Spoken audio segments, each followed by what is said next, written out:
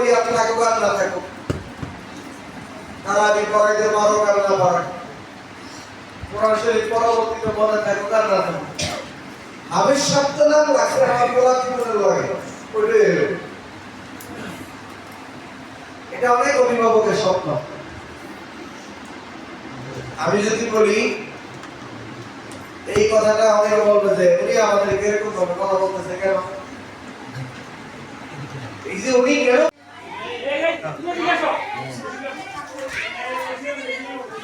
আব্দুল্লাহ আপনাদের মেসে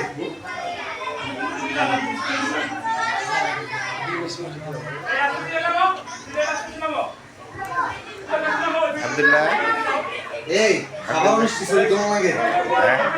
না না না ছবি ছবি ছবি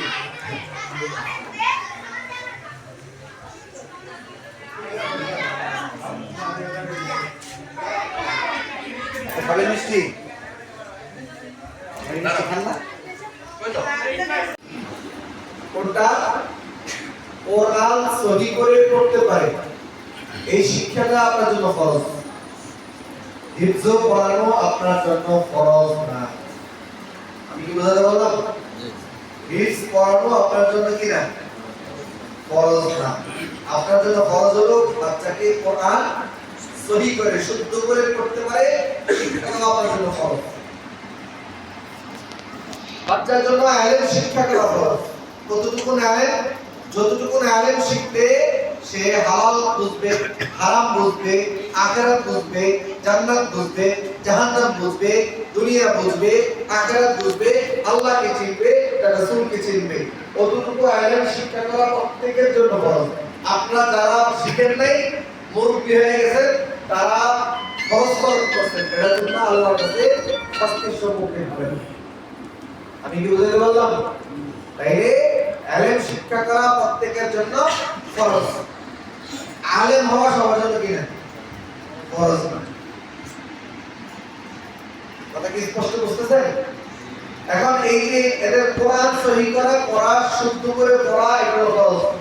আপনারা কিন্তু তাদের ফরজ আপনারা আদায় করে দিচ্ছেন অভিভাবকরা, মানে তাদের কোরআন সহি হয়েছে এই জন্য তারা হিফজের জন্য প্রস্তুতি নিতেছে, তাই না?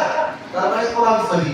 কিছু কিছু সূরা তার মুখস্থ করা দরকার, যেগুলো আমলের সূরা এবং যেগুলো দ্বারা নামাজ পড়বে, এই সূরাগুলো তার শিক্ষা করা মুখস্থ করা ফরজ। এগুলো তারা মুখস্থ করছে না? করছে। তার মানে আপনার ফরজ আদায় আপাতত কি হয়েছে? সম্পূর্ণ হয়েছে। কিন্তু এখন যেটা শুরু হবে হিফজ পড়া, এটা কারোর জন্য ফরজ না।